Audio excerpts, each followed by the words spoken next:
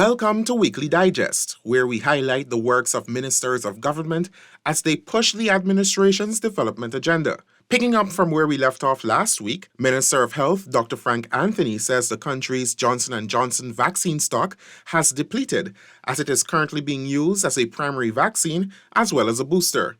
However, the ministry is expecting at least 25,000 doses of the vaccine this week. In terms of the J&J, while we have limited amounts right now, we are going to get some this week. We are expecting at least 25,000 doses this week. So when we get that, again, those persons who would like to get their boosters with J&J would be able to do that. Some 28,800 doses arrived on Friday and were handed over to the Ministry of Health.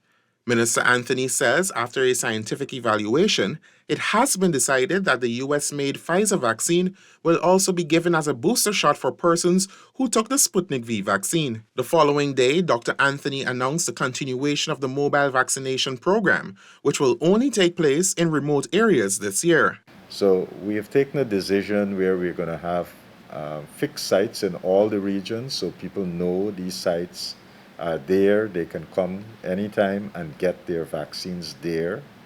And in addition to that, for some of the more challenging regions, geographically challenging regions, that in those regions we'll continue to have mobile teams. The PPPC government in its first year in office trained over 2,000 Amerindian youths through its Community Service Officers CSO program.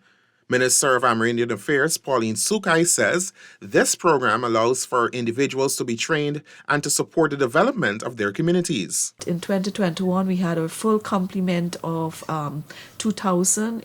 In fact, 2,000 plus youths were back on roll with respect to working in their communities meaningfully and being trained and supporting their community development while receiving, of course, a stipend as an incentive. The minister says this billion-dollar initiative also improves the skills of the Amerindian people and allows for money to circulate in their communities. We have trained, under that program, we have trained 200 young men and women with respect to solar installation maintenance. We've trained another 200 in driving and operating a tractor, as well as servicing the tractor. And we have completed training also 200 young men and women in ICT in preparation for the major connectivity program. With a number of projects established in Amerindian communities for 2021, Minister Sukai says the livelihood of youths have been transformed. One such initiative is a setup of 40 sewing units for women in the hinterland regions. We have embarked on 40 sewing units for women to take care of the school uniform allowance now, which is provided in cash. So women of the hinterland will be trained next year for in garment construction so that they can speedily get into the business of having garments made or uniform made for sale in the villages, especially the remote communities. Minister Sukai says $150 million has been allocated for additional programs intended to support Amerindian youths, women, and tourism. In keeping with the administration's development agenda, a contract for the construction of a new Demerara Harbor Bridge will soon be signed. Minister of Public Works Bishop Juan Edgels says Cabinet granted its no objection for the project back in November 2021 to have China State Construction Engineering Corporation undertake the works. And at this stage, a specially appointed team is concluding the negotiations on all the administrative details to prepare for the signing of the contract for the new Demerara Harbor Bridge. Between the week before Christmas and today, 6 such meetings were held, and the sun is getting ready to shine brightly because we should have a final contract agreed on in the very shortest possible time. Meanwhile, Minister Edgell says government is investing heavily to keep afloat the old Demerara Harbour Bridge, which was neglected by the APNU-AFC administration. Looking at other infrastructural developments, the revised deadline for the completion of additional works by China Harbour Engineering at the Chedijagan International Airport CJIA is now mid-year. The previous deadline for the multi-million-dollar project was December 31, 2021. This was revealed by Minister of Public Works Bishop One Edgell on Monday. And that was largely because of shipping issues. Most of the components that are coming to facilitate those works are coming out of China, and they've had tremendous shipping issues. We have a revised deadline of June 2022.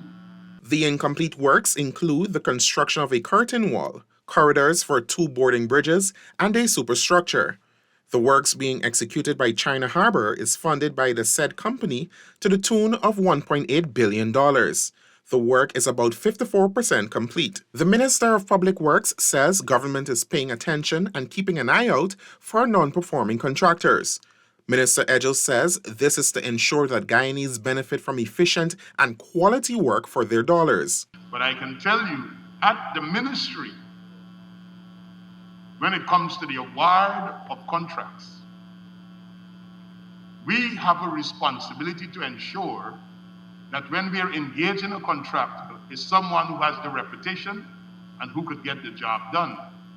So while there is no legislation, we are keeping a very clear eye out on non-performing contractors, contractors who lack the capability or who do shoddy work, because we want to ensure that our record is clear. Minister Edgell said this is being done across the board in all sectors. Guyana's agriculture sector has made a significant mark on the international food market despite the impact of COVID-19 and the devastating May-June flood last year. From the rice industry alone, Guyana raked in $42.2 billion after exporting approximately 434,535 tons of rice. Minister Zulfikar Mustafa says Guyana has been able to secure 3 additional markets for this product, including the British Virgin Islands, Estonia, and Slovenia. We have increased our market to those 3 countries.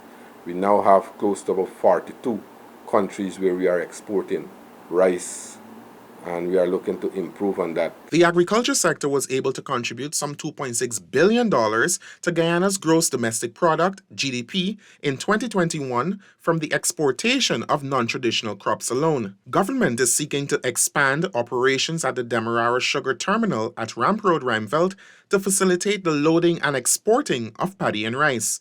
On Wednesday, the Agriculture Minister, along with members of the Guyana Rice Millers Association and the Guyana Rice Development Board, examined the facility. After meeting with His Excellency the President, he instructed me that I should come here with the GRDB to look at this facility so that they could also have access to use it to export their produce, especially paddy and cargo rice. Minister Mustafa says the intervention is in tune with the PPPC administration's promise to ease the expense of rice farmers. Residents of Bartica have been assured that the Bartica stelling will be completed. This assurance has been given by Public Works Minister Bishop One Edgell. He says there are policy decisions that have to be made on the way forward with a $240.3 million stelling. We have engaged the contractor at the highest level, and he had committed to pursuing getting the work done.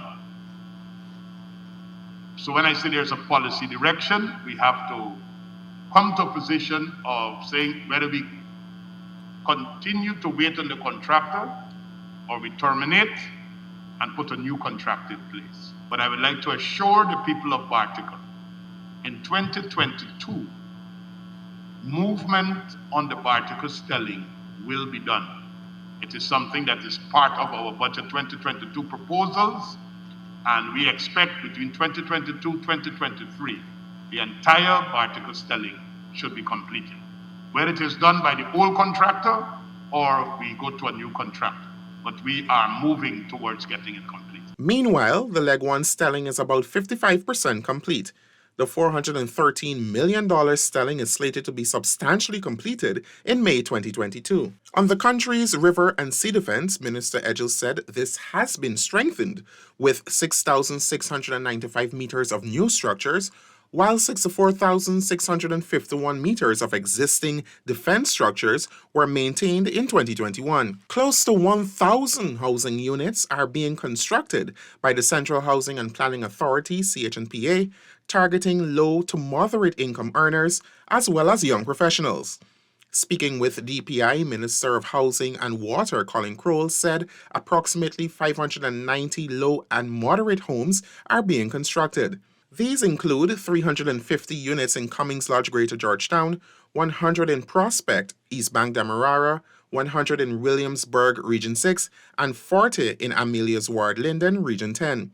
Additionally, some 350 young professional units are being constructed in Providence and Prospect, East Bank, Demerara. Because of the many professionals and persons who are working in various disciplines to go through the hassle of having to deal with contractors, getting time off even to do purchases, etc. It's a lot of can be a lot of hustle. And so it's beneficial for them for the housing program. So yes, the demand is there, and that is why you can see we will see in our 2022 program, we are already targeting to build much more houses. On Friday, Minister within the Ministry of Housing and Water, Suzanne Rodriguez, handed over the keys to a new 2-bedroom house in Region 6 to a single mother. I just want to acknowledge what this company, Vitality Inc., has done here today. From the time they launched, I remember being at the launch last year, and it is a company that is very conscious of their corporate social responsibility. And any company that is as committed to giving back and as committed to community development and our human development, I am more than willing to get behind. And so regardless of what the schedule is like, I wanted to ensure that I came here today so that they can know that their work and their contribution is valuable and that it means a lot to all who are involved. And it sets the right tone and it sets the example for other companies to follow suit. Before we go, here are some scenes from Saturday's massive cleanup exercise undertaken by central government, the Guyana Defense Force, and the private sector. The initiative of President Dr. Mohamed Irfan Ali, which began in Drury Lane, Camberville on Thursday, will be replicated across the country in municipalities and NDCs. And I'd like to take the opportunity to thank the private sector, right, and the joint services for this initiative. Georgetown needs this now. This is an activity that will not only clean up Georgetown and make the place appear better, but it's more linked to environmental health. Just visited Lamaha Street between Camp and Main Street. Now, what is taking place here is that we are making this a green space, a recreational area where there will be a walkway with benches, with lights, with parking on both sides, so that the public could come out here and recreate. They will have decorative lights, trees, and the work has already begun. We want to take it to a high level by tomorrow night.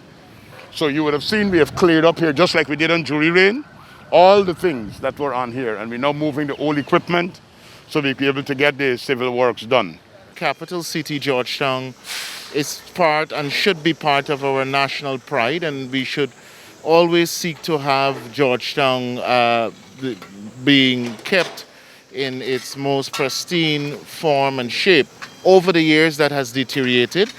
In fact, I saw yesterday the mayor of the city, Mr. Ubraj, criticizing this effort, and his comments represents the epitome of stupidity. The mayor should be complimentary in any effort that seeks to assist in cleaning up the city and its environs, because That's primarily the job of the mayor and city council. Well, this is a massive exercise that is actually led by His Excellency the President. This exercise is a brainchild of His Excellency when he met with members of the private sector, as well as committing the Guyana Defense Force, as well as the Guyana Police Force, and members of the cabinet. Today we are across different parts of Georgetown. We are currently at Durban and Smythe Streets. We are cleaning up this location. What we have here is a combination of volunteers from different parts of Georgetown, and especially from this community. We have the Army, the police, we have myself and Minister Colin Crowell as well, and members of the private sector. We have already moved 1 truckload of garbage. We have probably about 4 more truckloads of garbage to move. After we finish this removing the garbage, we are going to dredge the roadside drains. We are going to do some landscaping, and then we are going to replace a fence so to avoid more garbage being dumped in the area. This exercise is quite significant. That's it for this edition of Weekly Digest. For these and other government-related information, do log on to our website at dpi.gov.gy and our social media platforms as well. Goodbye.